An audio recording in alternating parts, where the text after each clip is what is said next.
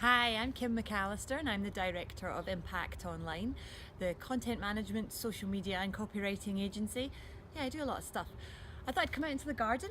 It's a sunny day in Edinburgh, it does happen, and talk to you about press releases. How do you write a press release? Lots of people ask me this. Lots of people don't even know what a press release really is. So here's your basic how-to. This is if you are a small business and you want to send some news out to the press, this is how you do it. First thing, a press release is not an ad. It does not go in verbatim. You do not have control over how it is presented.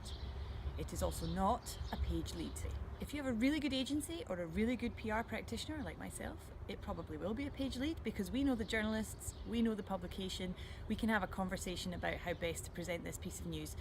If you're sending it in cold, it's not going to be a page lead unless it's a really strong story.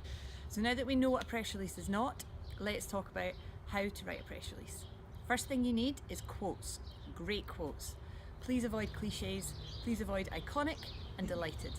Don't like those words, hate those words. Also avoid those trademark things. What are those? Why do people put them in press releases? They're only going to get deleted. Have great quotes from the key person in your story, natural, sound like that's how people would speak. Don't have it stilted and don't have your sentences too long. The next thing you need to think about is who, what, why, where, when and how. Answer all those questions in your press release. Make sure you've got all the details in there as well. Spacing, 1.5 spacing. At the end of each page write more or more follows or MF, so that if it's printed out and lying on a desk somewhere, people know that there's another part to it and they don't miss an extra bit. At the end, write notes for editors. This is where you put all the extra information that doesn't sit well in your press release. Your press release has to be snappy, it has to be a good story in itself.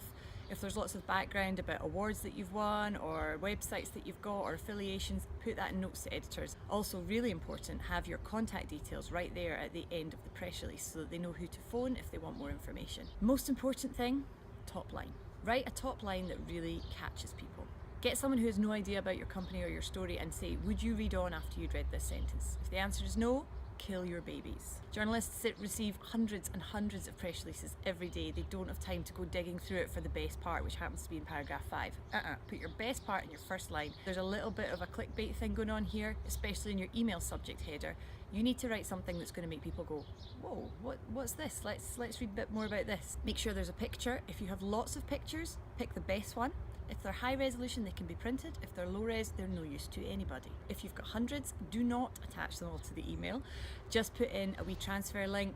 If you have a video, wonderful, stick that on as a link, please not as a huge attachment, it just won't end up in the inbox. If you have audio, amazing, send that to, again, depending on the size of the file, sometimes you can get away with a little 10-second clip and put it on there as an attachment.